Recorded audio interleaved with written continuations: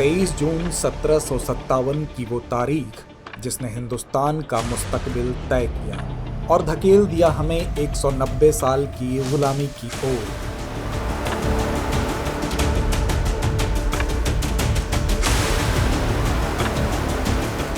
आज से ठीक 267 साल पहले लड़े गए इस युद्ध के नतीजों ने रखी देश में गुलामी की नींव। ये लड़ाई लड़ी गई थी नवाब सिराजुद्दौला और एक शातिर अंग्रेज सैनिक रॉबर्ट क्लाइव के बीच। इस युद्ध में दास्तां है साजिशों की, वफादारियों के बिकने की, जिसकी वजह से ईस्ट इंडिया कंपनी को मिली हिंदुस्तान की गद्दी। नमस्कार साथियों, स्वागत है आप सभी का दृष्टि आईएएस के कार्यक्रम आज़ादी के अगले भाग में, जहां हम रूबरू होंगे कि कैसे प्लासी में हुए युद्ध ने जमीन तैयार की अंग्रेजी हुकूमत की और उसके बाद कैसे बदले देश के हालात। साल 1707 मुगल शासक औरंगजेब की मृत्यु के साथ ही सल्तनत की दीवारें चटकने लगी थीं और शाही दरबार का रुतबा भी धीरे धीरे समाप्त हो रहा था। ऐसे में सल्तनत कई प्रांत और सूबों में बंटती गई और कई सूबेदार अब अपना राज बना रहे थे। लेकिन जहां एक तरफ देश में एक छत्र राज खत्म हो रहा था, तो दूसरी तरफ ईस्ट इंडिया कंपनी अपने पैर पसार रही थी। ईस्ट इंडिया कंपनी हिंदुस्तान में प्रांतीय शासक और अपने प्रतिस्पर्धी शक्तियों से लड़ रही थी। व्यापारिक वर्चस्व के लिए फ्रांसीसियों से लड़ते हुए इसने स्थानीय राजनीति में भी अपनी जगह बनानी शुरू कर दी, विशेष तौर पर देश के सबसे अमीर प्रांत बंगाल में। अब बंगाल में घुसकर अपने अनुसार काम करना आसान नहीं था, क्योंकि सिराजुद्दौला के साथ चल रहे कंपनी के विवाद ने युद्ध का रूप ले लिया और व्यापार करने की नीयत से आई कंपनी युद्ध के मैदान में कूद पड़ी और उसे साथ मिला नवाब के प्रधान सेनापति मीर जाफर का। मौजूदा समय के पश्चिम बंगाल के मुर्शिदाबाद से लगभग 20 मील दक्षिण की ओर और कोलकाता से तकरीबन 100 मील दूर पलाश का एक जंगल हुआ करता था। ये वही पलाश का फूल है जिससे होली के लिए रंग बनाए जाते हैं। लेकिन 23 जून 1757 को इस जंगल में खून की होली खेली गई।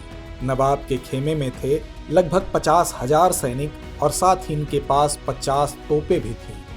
वहीं इस जंग में फ्रांस के 50 बंदूकधारी और तोपची भी सिराजुद्दौला का साथ दे रहे थे। उधर अंग्रेजी खेमे की बात करें तो उसमें शामिल थे लेफ्टिनेंट कर्नल रॉबर्ट क्लाइव, जिनके पास उस समय कुल 3 से 4,000 सैनिक ही थे। क्लाइव के पास तोप के नाम पर 12 तोपें ही थीं।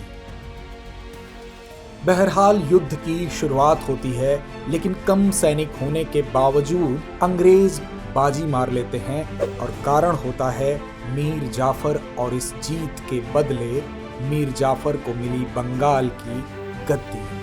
लेकिन वह एक कठपुतली शासक से ज्यादा कुछ नहीं था। उसे अंग्रेजों के साथ की गई संधियों के जरिए बंगाल का नियंत्रण छोड़ने के लिए मजबूर होना पड़ा। सिराज की हार का मतलब यह भी था कि बंगाल में अब फ्रांसीसी ताकत नहीं रह गई। प्लासी में जीत के बाद अंग्रेजी कंपनी ने व्यापार के साथ राजनीति में भी प्रवेश कर लिया था और रॉबर्ट क्लाइव को बंगाल का गवर्नर नियुक्त किया गया। बहरहाल मीर जाफर के बाद बंगाल की कमान संभाली मीर कासिम ने। मीर कासिम मीर जाफर की तरह एक कठपुतली शासक नहीं थे। उन्होंने अवध के नवाब और मुगल सम्राट शाह आलम द्वितीय की संयुक्त सेना के साथ अंग्रेजों के खिलाफ लड़ाई लड़ी।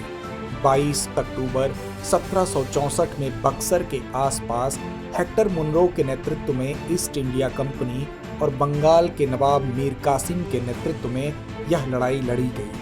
लेकिन युद्ध में अंग्रेजों की जीत हुई और इसके परिणाम में पश्चिम बंगाल, बिहार, उड़ीसा की दीवानी और राजस्व अधिकार अंग्रेजों के हाथों में चला गया।